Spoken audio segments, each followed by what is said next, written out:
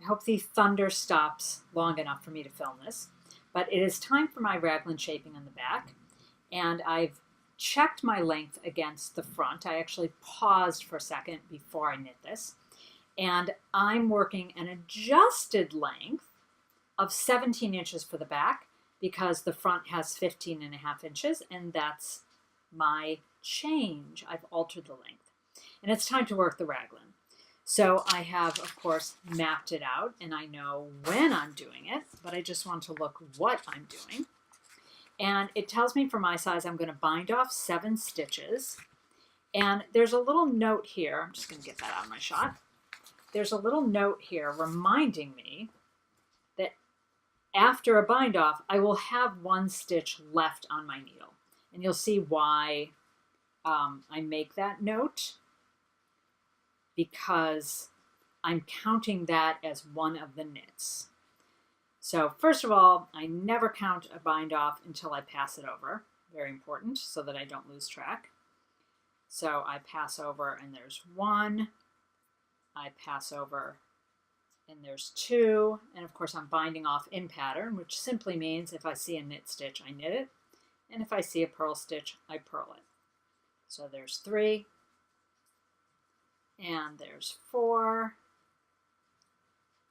5, 6, and 7. Now, whenever we finish a bind off, we are left with 1 stitch on our needle. So sometimes in a pattern, it will say bind off X number of stitches and then work X number of stitches. And that can sometimes lead to some confusion because the knitter is unclear about how many stitches to work. So in this case, I wanted to have a little note that clarified. And it says 1 stitch will be left on your RH, that's right hand needle. Okay, then it tells me to knit 1. Now this is where we are purposefully breaking the patterning. This is not a mistake.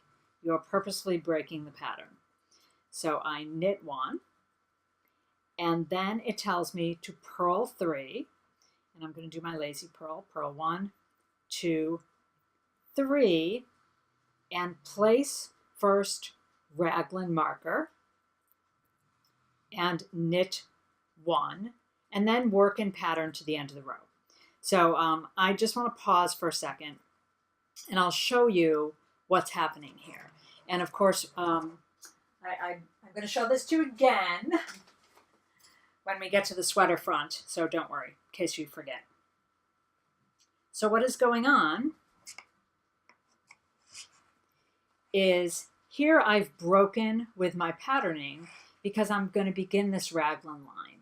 And I don't want you to worry about the fact that you've broken this pattern. That ends up in your armpit. No one's going to see it.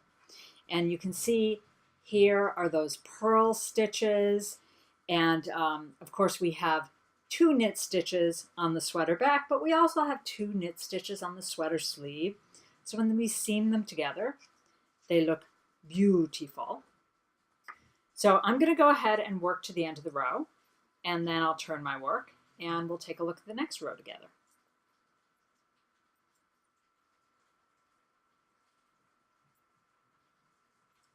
So I've worked my way to the end of this row, and it's time to look at the wrong side row for the raglan. And of course, it's going to begin in the same way that I need to bind off 7. So as always, just for clarity, sanity's sake, I don't count them until I pass them over. So there's 1, there's 2, 3, 4, 5, 6, and 7. So I always bind off in pattern just because that's my habit, because it's nicer. And again, it says 1 stitch will be left on your right hand needle. And this time it tells me to purl 1. Now, by the way, there it is. If you'd been doing the lazy purl, as I had on the public side, doing my regular purl on the private side, because that's my habit. Don't freak out. There's that leading leg in the back. If I need to purl this, it's not a big deal. I simply put the needle in the hole, right? So don't freak out and do that, and you'll twist your stitch. So there I have to purl one. Then I have to knit 3. Knit 1, 2, 3, and I have to place my second raglan marker and purl 1 and work in pattern to the end of the row. Now I will tell you, some of my awesome test knitters who are just very perfectionist said, well, the last stitch, how do I know how to work that if I bound off in pattern, or even if I didn't, a bind off, it's hard to tell how to work that. Don't worry about it, because if you knit this or purl this, it won't matter. It is the next right side row that really establishes this pattern. So I'm going to go ahead and work to the end of the row, and then let's meet up to look at our raglan shaping rows.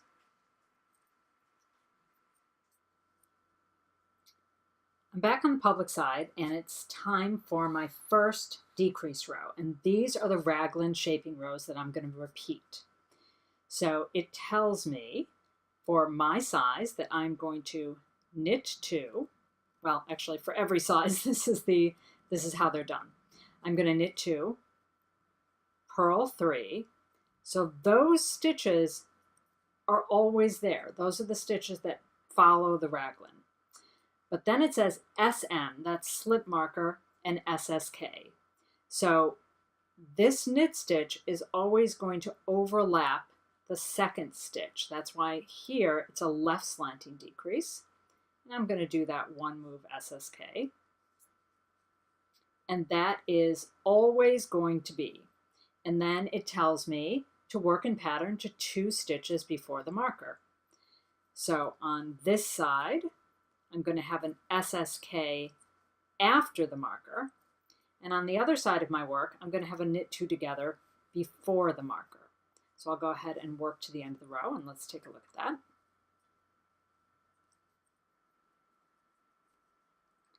I'm almost to my marker, and it's time for the right slanting decrease.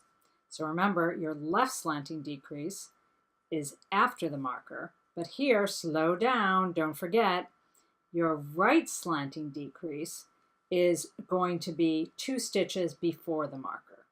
So that's because column number 2 is going to be on top of column number 1.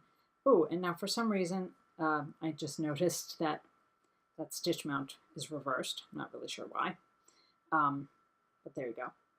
Okay, so there I am, 2 stitches before the marker, and there's my knit 2 together. So that's my right slanting decrease.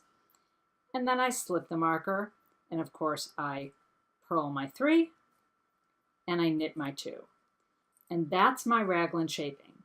So I have a left slanting decrease over here. So this line of stitches is going to move this way. And I have a right slanting decrease over here. Now for some sizes, all of the shaping is going to be done on the right side. But for other sizes, you're going to have some shaping on the wrong side row.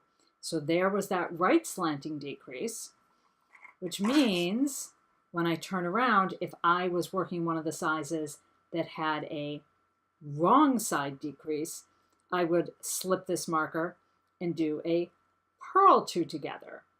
And I'm going to end with an SSP. So I'm going to have a separate video for the SSP because a lot of folks are unfamiliar with that SSP. But I'll just pretend that in this size I have to do a purl 2 together. So let's just take a look. So there's my raglan stitches, and then I would slip the marker and I would do a purl 2 together. Now the thing is, you do want to be aware of your stitch mount. So because out of habit I had done the lazy purl over there on the public side, I do have to flip that. So you might want to be smarter than me and stop doing lazy purls around the marker. So I just want to show you what that looks like. That's a purl two together. And let's just take a look at that on the public side. Let me flip that over. And what that does is it makes a right slanting decrease on the public side. So then I would work my way to 2 stitches before the marker and do an SSB. But I'm going to have a separate video for that.